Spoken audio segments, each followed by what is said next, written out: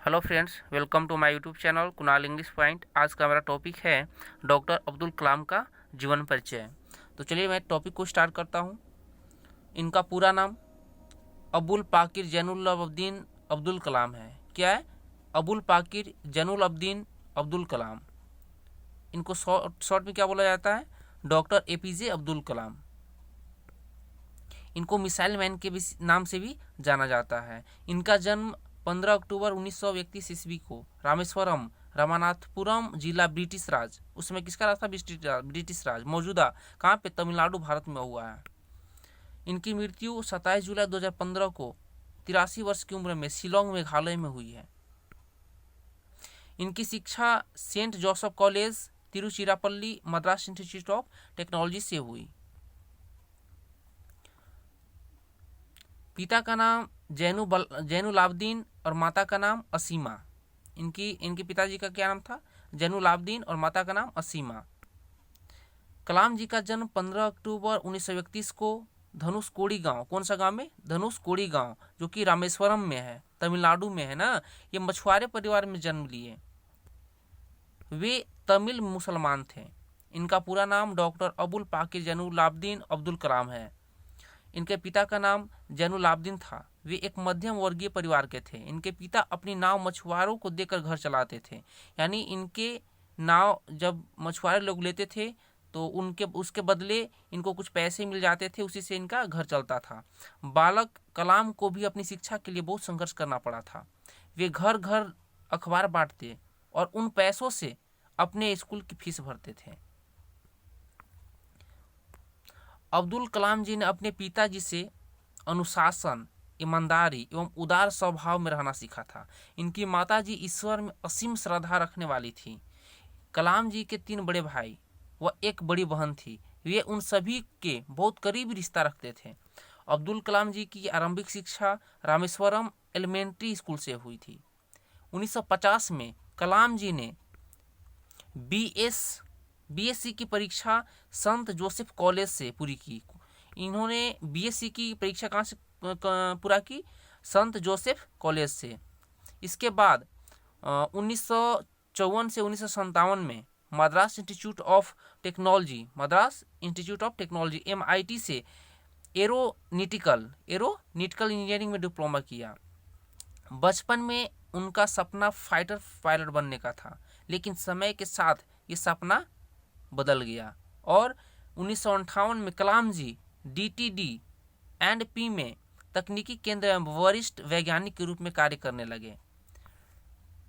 यहाँ रहते हुए ही इन्होंने प्रोटोटाइप होवरक्राफ्ट के लिए तैयार वैज्ञानिक टीम का नेतृत्व किया। कैरियर की शुरुआत में ही अब्दुल कलाम जी ने इंडियन आर्मी के लिए एक स्मॉल हेलीकॉप्टर डिजाइन किया।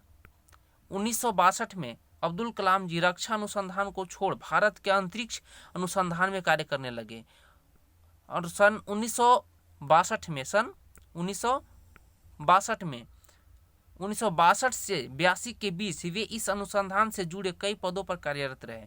1969 में कलाम जी इसरो में भारत के पहले SLV-3 रोहिणी के समय प्रोजेक्ट हेड बने। अब्दुल कलाम जी के नेतृत्व में 1980 में रोहिणी को सफलतापूर्वक पृथ्वी के निकट स्थापित कर दिया गया। इनके इस महत्वपूर्ण योगदान के लिए 1981 में भारत सरकार द्वारा इनको भारत के राष्ट्रीय पुरस्कारों में से एक पद्म भूषण से सम्मानित किया गया। अब्दुल कलाम जी हमेशा अपनी सफलता का श्रेय अपनी माता को देते थे। उनका कहना था कि उनकी माता ने ही उन्हें अच्छे बुरे को समझने की शिक्षा दी। वे कहते थे, पढ़ाई के प्रति मेरे रुझान को देखते हुए मेरी माँ ने मेरे लिए छोटा सा लैंप खरीदा था, जिससे मैं रात को 11 बजे तक पढ़ सकता था। माँ ने अगर साथ न दिया होता तो मैं यहाँ तक नहीं पहुँचता।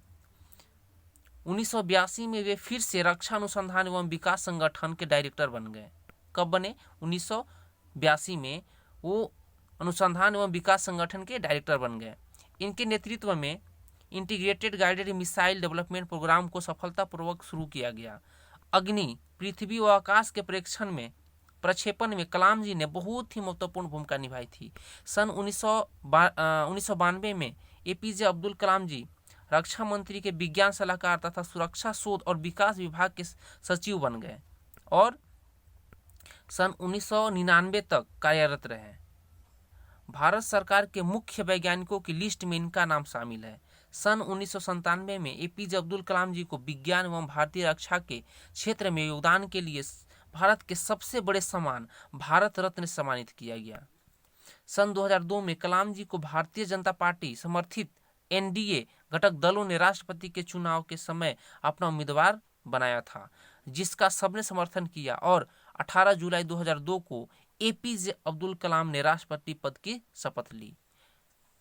डॉक्टर एपीजे अब्दुल कलाम ने भारत के राष्ट्रपति के रूप में कब शपथ लिए थे तो 18 जुलाई 2002 ईस्वी को।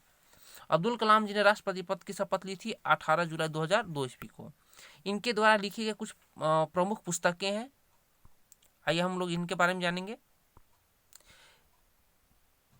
India 2020 a mission for the new millennium. Next है wings of fire autobiography. Next ignited mind. Number fourth में क्या है, a manifesto for change. Number 5 mission India. Next है इंस्पायरिंग थॉट। नेक्स्ट है माई जर्नी। नेक्स्ट है advantage India. Next है you are want to blossom. Next है the luminous spark. Next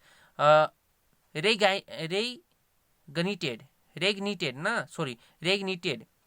ये जितने भी पुस्तकें हैं सब जो है डॉक्टर एपीजे अब्दुल कलाम ने लिखे हैं। डॉक्टर एपीजे अब्दुल कलाम जी को जो महत्वपूर्ण अवार्ड मिले हैं वो निम्नलिखित है। आइए मैं उनके बारे में कुछ चर्चा करूंगा जो इनको महत्वपूर्ण अवार्ड से सम्मानित किया गया। भारत सरकार द्वारा पद्म भूषण दिया गया कब, 1981 में। 1981 में भारत सरकार द्वारा इन्हें पद्म भूषण दिया गया। 1990 में भारत सरकार द्वारा पद्म विभूषण का अवार्ड दिया गया। 1997 में भारत सरकार द्वारा देश का सर्वोच्च सम्मान भारत रत्न से नवाजा गया। भारत रत्न से कब नवाजा गया, 1997 में। 1997 में ही इंदिरा गांधी अवार्ड इनको मिला। 2011 में यानी कि 2011 में AIEEE होनोरी मेंबरशिप अवार्ड भी इनको मिला। 27 जुलाई 2015 को शिलोंग गए थे। 27 जुलाई 2015 को कहाँ गए थे, शिलोंग गए थे और वहाँ IIM शिलोंग में एक फंक्शन के दौरान अब्दुल कलाम साहब की तबीयत खराब हो गई थी। ठीक है, वहाँ एक कॉलेज में बच्चों को लेक्चर दे रहे थे, तभी अचानक वे गिर पड़े, जिसके बाद उन्हें शिलोंग के हॉस्पिटल में एडमिट कराया गया और उनकी स्थिति नाजुक होने के कारण उन्हें ICU में एडमिट किया गया, जिसके बाद उन्होंने अपनी अंतिम सांसें ली और दुनिया को अलविदा कह गए। 30 जुलाई 2015 को कलाम जी का अंतिम संस्कार उनके अपने पैतृक गांव रामेश्वरम के पास हुआ। ये थी डॉक्टर एपीजे अब्दुल कलाम की जीवन परिचय। That's all for the day. Thank you और please like, share and subscribe my YouTube channel Kunal English point for more this type of video.